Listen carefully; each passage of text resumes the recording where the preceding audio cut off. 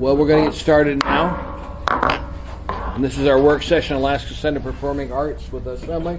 Let's go around and identify ourselves for the record. We'll start with you, Bob. Henry Penny, Chair of the Alaska Center Board. Julie Millington, Vice President of the Alaska Center. Bill Evans, Assembly. Pete Peterson, Assembly. Dick Training Assembly. That'll be great to absent. Amy Domboski. Bernie Hall. And our clerk. Barbara Jones. Thank you. One that keeps everything in line. She gives us out in That's trouble, right. out of trouble. Tries to keep you out of trouble. But Tries. Yeah. Anyway, we'll turn it over to you guys. Pardon? We'll turn the time over to you. Thank you, Mr. Chairman. Members of the Thank you, Assembly, sir. I am pleased to be here. Also with us today, obviously Julie, Cindy Hamilton, Director of Client Services, Ways and Measures. John Strebe, the Director of Physical Plan. John Frazier, Ticketing Director. Mark Flores, Discovery Theater Production Manager. And from the board, we have Marcus Palmquist, Vice Chair. Bob Klein, Treasurer. Jennifer Alexander, and Suzanne Chiro. Well, welcome. We circulated some new information for you today. And what we wanted to do was kind of fill in some background information for you, just so some of you aren't as familiar with the center and how the whole thing works. Alaska Center for the Performing Arts was founded in 1987, strictly for the purpose of managing this building. We've successfully done that since the building opened in 1988. It's a 501c3 nonprofit corporation run by a 30-member volunteer board of directors with 22 full-time staff members and 25 part-time staff members. We supplement staff using volunteers for the usher corps. We by law have to have people in there. It's like a flight attendant, if you will. When you are on an airplane, they're there to direct you and whatnot. They're primarily there in the event of an emergency. And so our usher corps, some of them have been there for 30 years? 30 years since it started. There's actually a waiting list to get on as an usher. They typically donate, it's 100% staffed by volunteers, and they donate about 20,000 hours of time a year. When you factor that in on using the Alaska minimum wage, it works out to $190,000 a year in donated time. Facility, just for your, is a 176,000 square foot theater building capable of seating over 3,200 people at any one time. And our average attendance for the last 5 years has been in excess of 230,000 per year. So the building gets a lot of use. The board has established a rates committee, so on a regular basis we look at rental rates, we look at ticket pricing, we look at fees associated with tickets, we look at all revenue streams and analyze that on a regular basis to see what we can do in comparison to other facilities and to maximize the revenue streams coming in. You all remember Cars Ticks in the old days, how Cars Ticks used to be the one that sold all the tickets. Well, they sold out and we had some issues, and so we created, Nancy and John get all the credit for starting Center Ticks in 2005. And now Center Ticks actually, in addition to the selling tickets for the center, sells tickets for a number of other venues and other events. And there's a list in your packet there. As of the last 5 years, Center Ticks revenue has exceeded, the ticket sales have exceeded $7.3 million a year. And Center Ticks is a profit center for us. It actually contributes a little over $500,000 a year to our bottom line. Of the operating budget, which is just a smidge under, and I think you've got copies of that already, the operating budget is just a smidge under $3 million a year, and the municipality's contribution toward that is about 44%. So most of the rest of that comes from either ticket revenue, rental rates, or other revenue streams. Donated money. We typically average about $180,000 a year in contributions from people contributing to ACPA Inc. as a nonprofit corporation. Since going back to the first days when the municipality was contributing towards the operating budget, in that 28-year period, the total contributions only increased by just a smidge over $167,000 since that time.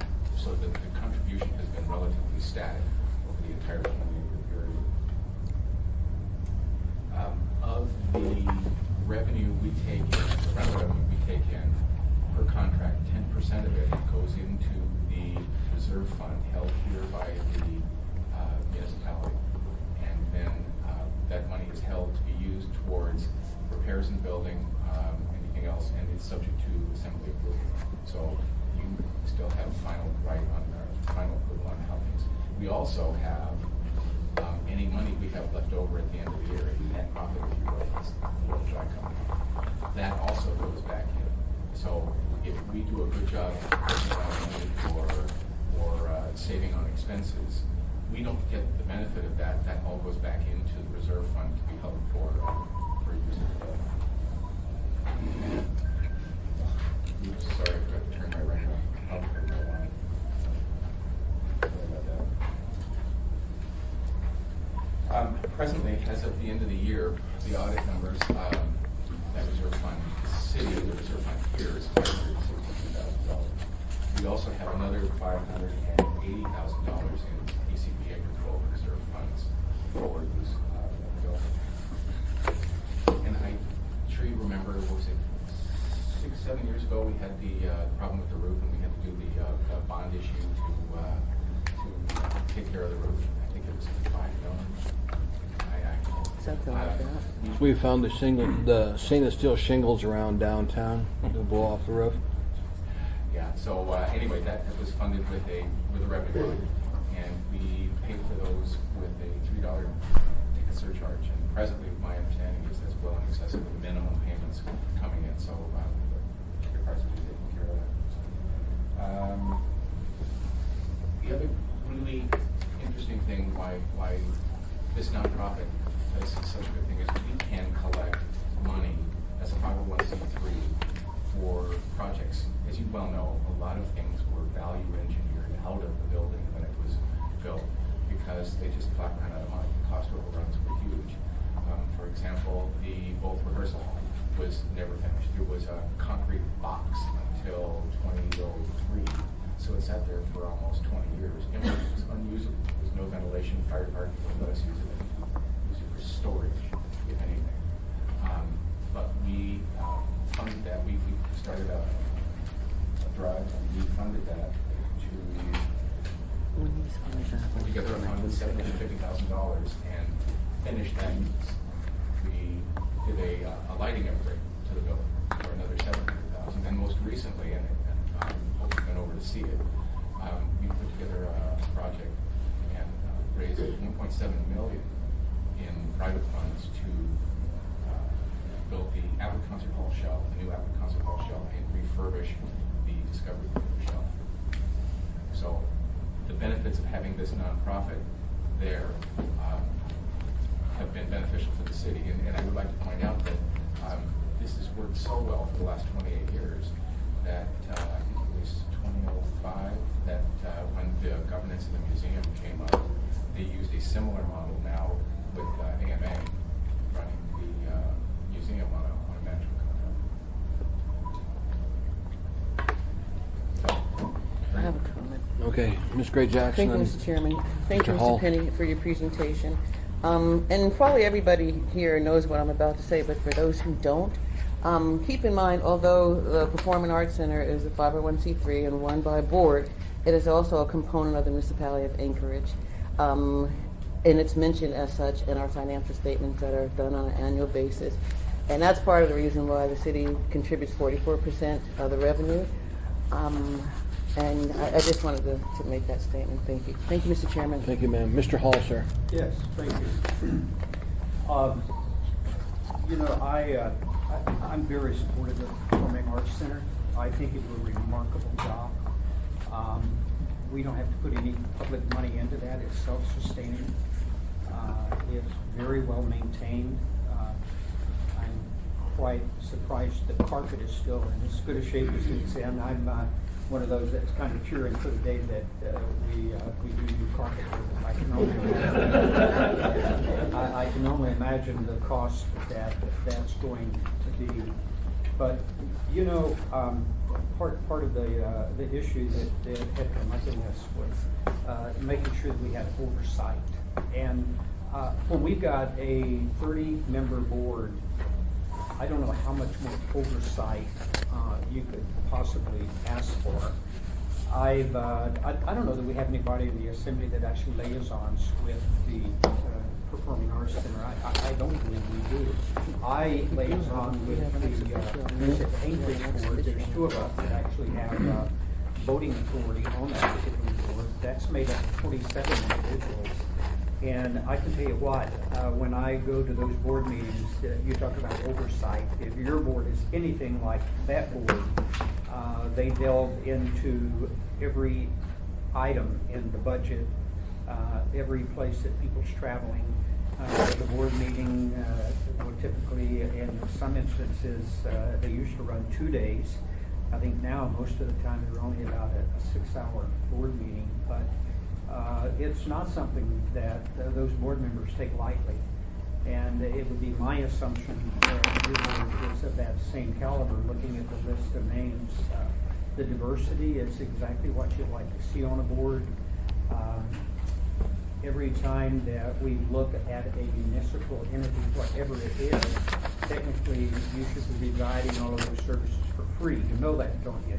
You shouldn't be able to charge because it's our theater.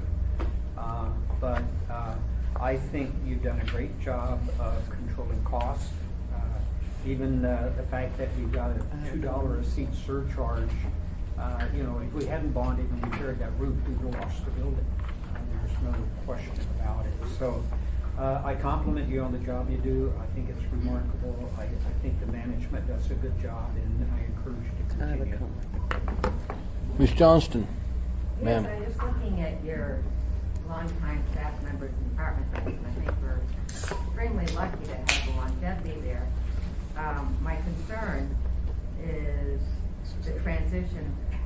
Has the board started working as far as bringing in new folks and doing a sustainable transition as opposed to reinventing the wheel right off the bat? How We have started that process. Thank you. Ms. Gray Jackson? Thank you, Mr. Chairman. I just want to some extent, echo Mr. Hall's comments. And on a personal note, I've lived in this community for 32 years, and I don't do any of the things that most of you do, like hunt and fish and ski. But I love the Performing Arts Center, and I've always said that. And I really appreciate the job that Ms. Harbor has done for so many years. I'm surprised she isn't here today. But I just wanted to make that comment. I have high regard for the Performing Arts Center in many areas. Thank you, Mr. Chairman. Mr. Penny? Two things, Mr. Chair. One, I was remiss in not speaking of Nancy earlier. She was awarded a Rasmussen Foundation sabbatical. Nice. And is, we actually had to go out of our way not to talk to her about this because under the rules of the sabbatical, and so the Rasmussen Foundation funds this, but then it's the 4A group that monitors it. And so we're not to have any kind of contact with her from a business perspective. She was driving through our neighborhood the other day, and I went over and gave her a hug, and I just looked at her, couldn't say anything. So she's on sabbatical and won't get back until the first part of September. Arnie, I wanted to respond to your comment about the carpet. I don't know if you realize this, but that carpet was actually funded with 1% for our money. And so the carpet has to be replaced, and so it's going to be there until death do us part. We've actually already replaced it once, right? Yeah, we've replaced it once already. We have to go out and have it specially mailed, and we won't go there. 1% for our money. Anything, Mr. Booster? Okay. Any other questions, comments? Amy? No, sir. Let me just tell you guys, I've been on the assembly for a while, and you guys are just a shining example of how something can be done correctly in Anchorage. You guys did an excellent job. And I remember Nancy up there with the water pouring in on the roof. So up there with the 50-gallon drum up there, she says, now we don't want to tip this drum. But Nancy did a great job. She continues to do with that facility. I love to see the ushers that volunteer to do that, Yeah. because it's so nice the public help them find their seats. It's a great institution. So thanks for all you guys do. So is there anything you need to do special for the public hearing on Tuesday? Is there anything you want to see? No. or- Mr. Chair, I don't. I would Ms. just Dombrowski? I would like to give the board an opportunity to respond to the email, essentially, and why we're here. There was a member of the public who had some questions on return on investment for the municipality. Have you seen that email from Mr. I have. McGrath? Okay, so those are the questions that the public's asking be addressed directly, and I think that would be helpful. Okay, so we should bring those up on Tuesday. You could do that, please. Absolutely. But I don't see a problem with this going through, okay?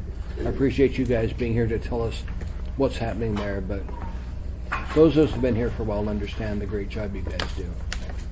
We appreciate it. We figured that there were some relatively new assembly members and that didn't really understand how the process works. So we thought that would be cool. Not a problem. All right. Well, comment. Mr. Evans? Yeah, I don't know if it was a question of not understanding how the process worked, but all we were given last week was the ordinance that said this is how much we're giving, and there was none of this background financial data was provided to us. Anyway, the city should have provided it, the administration should have provided it to us, so we had some, put it in context. Got it. But that was the main thing, just to get sort of the background so we could be able to say we did our due diligence before we just sign off on a long-term agreement. So, that's all. Thank you, Mr. Evans. There's nothing else. We're done. Thank you.